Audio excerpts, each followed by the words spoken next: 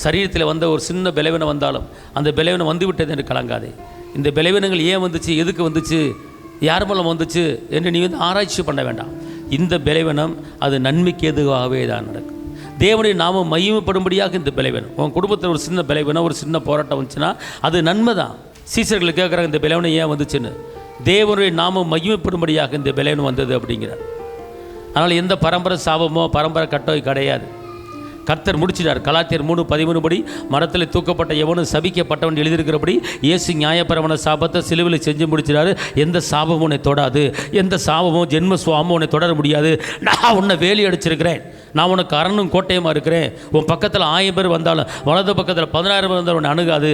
இதை உன் சந்ததி ஒளியும் மர கன்றுக்குள்ளே வளர்ந்துருக்கும். உன் சந்ததி வெளியே போய் புறப்பட்டு போய் கொளுத்த கன்றுக்குள்ளே வளரும். வாழமரத்து விழுதுகள் எப்படி பரவி பாய்கிறதோ அதே போல் உன் சந்ததி பரவி பாயும்படியாக நான் உன்னை முன்குறித்து வச்சிருக்கிறேன்.